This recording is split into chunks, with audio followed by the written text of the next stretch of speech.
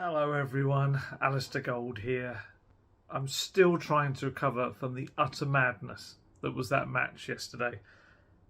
Honestly, we've had the Battle of the Bridge, but that was like the Battle of the Dugouts. And the best thing I'd say about where we're sat at Stamford Bridge is it's right behind the dugouts. It's very similar in respect to how White Hart Lane kind of used to be.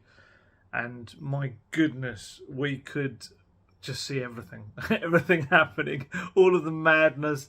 It was just one of those ends to a game where the game itself, there was just about enough in it, especially with the last gasp equaliser, to kind of, I guess, have loads to write about and change a report.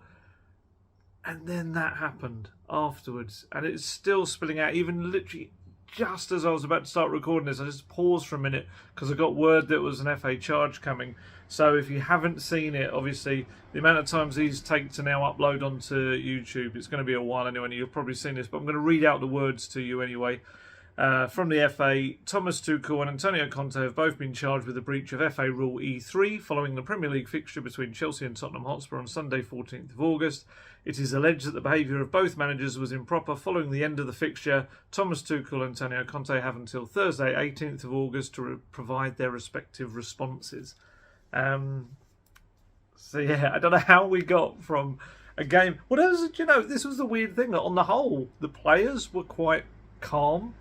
But it was more that the two managers just absolutely lost it. And I don't think I've ever seen, I'm trying to think of any time I've seen a game like that where the players all seemed to be absolutely fine, but actually it was the manager. And I wouldn't even say it was all the dugouts. It's kind of watching the dugouts. The dugouts were getting in the way to try and stop them, but just the two of them decided we are going to go for each other. And I know that I think Conte was a little bit upset in the week. There was a comment from Tuchel about something about I wouldn't believe anything he says about Conte. And I think that just grated on Conte. And interestingly, he wasn't asked about that. I think the timing of the press conferences before the match meant that he wasn't really asked about those comments.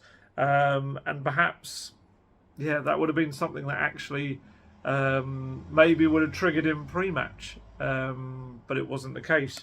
And maybe that's why we got to where we are in the match itself. I don't even know where to start. Do we start with the match? Do we start with the aftermath? I think we kind of have to start with the end because it was just so mad. You can tell how I am. Imagine like how I was after the game. We were kind of sitting there in the press conference room waiting to see whoever would have emerged first once it had all quietened down on the pitch. And we were just in... It was like the unknown. We didn't know what they were going to come out there. Were they going to come out at all? Were they going to come out raging after the game? They're both very passionate, live wire kind of managers on the sideline. They really are. And throughout the game, they were just going at each other with every kind of thing, winding each other up continuously. And Anthony Taylor as well, the manager. The referee is not another manager. We don't need any more than the two managers. Anthony Taylor, who there seems to be a little bit of history with Chelsea, and it was certain decisions that he's made, and that was riling up Tuchel even more. So let's go straight to that end moment. Let's analyse it a little bit, exactly what it was, because I really do think Conte's been incredibly unfortunate, and I have no doubt, I'm sure Spurs will appeal because it makes no sense not to. So what happens afterwards if you were living under a rock or in space for some reason and missed what happened? So Conte at the end of the game, despite everything that's happened, he does the old cursory, I'm going to shake your hand. I'm not, just quickly, let's get it over and done with, let's move on. But as he goes to shake his hand, Tuchel clearly has an issue with the fact that Conte isn't really looking at him. He's just kind of trying to head off. So he grabs Conte's hand, holds it, and essentially in that motion, it kind of swings Conte back around, and they go face to face. Tuchel's his cap is like pressing into Conte's head as well, and they just kind of shouting at each other. There's nothing physical about it. There's not even pushing or shoving or anything like that from what I could see. It was just a weird moment, which, and I think in the afterwards, certainly I know Conte said it, but I'd imagine Tuchel will admit it as well. He was kind of the aggressor. He was the instigator. He grabbed and held Conte's hand, and that in turn whipped him round. Conte was very annoyed, clearly, but I'd be intrigued to see, yes, it sparked a bit of a... I wouldn't even say it was a brawl, because it was a set of players, of security guards, club staff, all just trying to make sure they were apart. But nothing really happened. I honestly, I'd even be surprised. I don't think Conte at all deserved a red card. And I'd actually go as far to say, I don't even think what Tuchel did deserved a straight red. I'd maybe argue a second yellow, and that he could have gone. But as 2 straight reds, it was Højbjerg said that. You know, he said, I felt it was all a bit unnecessary, and I 100% agree. And now this charge has come in as well. So we're going to see what happens with that, because presumably a charge would add more, potentially another game to it maybe, or they would fine them. But I'd imagine Conte's got a good case, really, if he goes out there. Yeah, because Tuchel's doing all of this. He's doing like, look at me, look in my eyes kind of thing when you talk to me. And I must admit, there's a little bit of hypocrisy there, because there has been a photo doing the rounds of he did something similar to Sean Dyche after a match, and Sean Dyche is left there kind of holding his hand, looking at him like, why are you not even looking at me? Which, yeah, I must admit, I haven't seen the footage, so I don't know whether the photograph is representative of what actually happened after that game against Burnley, but certainly it looked very similar. And it started early on as well. They were a little kind of sniping at each other as well. There was a weird moment which was definitely very hypocritical, of Conte screaming at the Tottenham players to calm down, calm down. He was like, so calm yourself there, Antonio. And as I think it was Adam Crafton, the journalist, he quoted my tweet on that and said it was quite right. You know, nothing calms me down more than Antonio Conte screaming at me to calm down. It was spot on. It was a funny one, because they were just live wires. They're constantly moving, they're constantly running about their dugouts, pointing, shouting. Tuchel was getting so upset with some of the decisions being made that eventually one of his coaches started almost acting as like a bodyguard for the 4th official, because he kept going towards the 4th official and berating him. And eventually you just see one of the staff, I don't know if it was staff or security guard, but he kept putting his arm around Tuchel and kind of dragging him back, as if knowing that if he kept going, he was going to get himself sent off anyway. And then, of course, we had the goal celebrations, which, yeah. So it started with the first one. Spurs' first one. So Højbjerg slots the ball in the bottom corner. Conte celebrates, like pumping his fist kind of thing.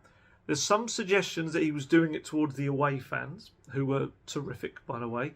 They were behind. Technically, if Conte turns to his left, the away fans are there, and Tuchel kind of is in the way. So I'd understand that logic. The only thing I would say is, having watched replays back, it does look like Conte then turns to Tuchel as he's approaching him and goes, "Wee," kind of thing in his face. So that sets Tuchel off.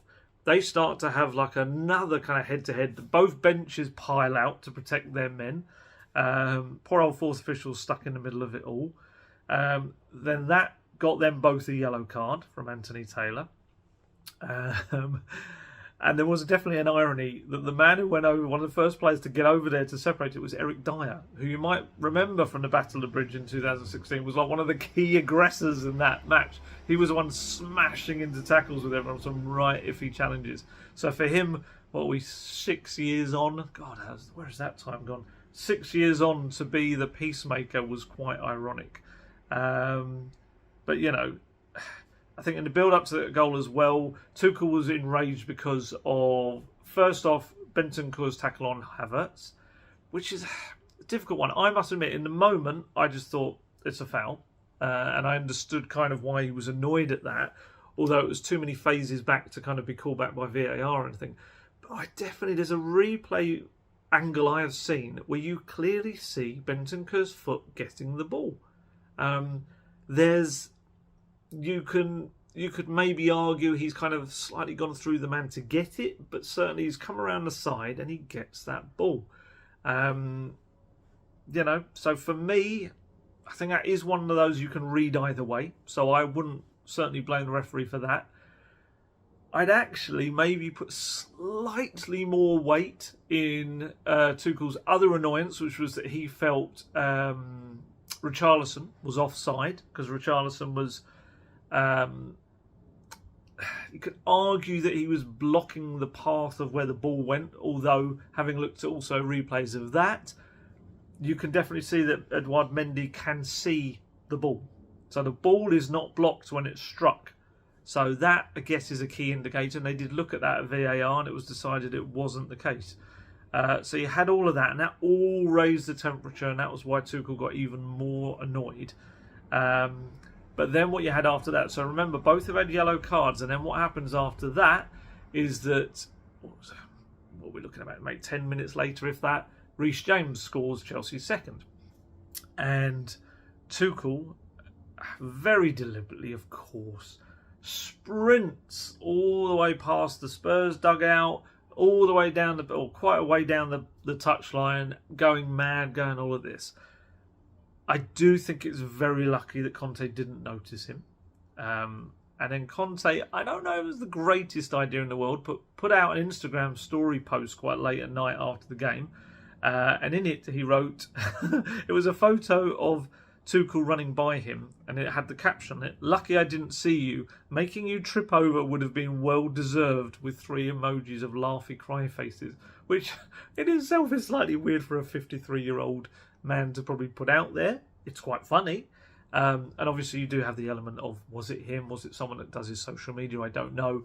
But when you know you're about to be charged for, probably likely to be charged with bringing the game into disrepute, all of that sort of stuff, to then kind of say in a social media post that if he'd seen him, he would have tripped him up and everything. It's like, oh, I don't know if it was the greatest idea. It made me chuckle.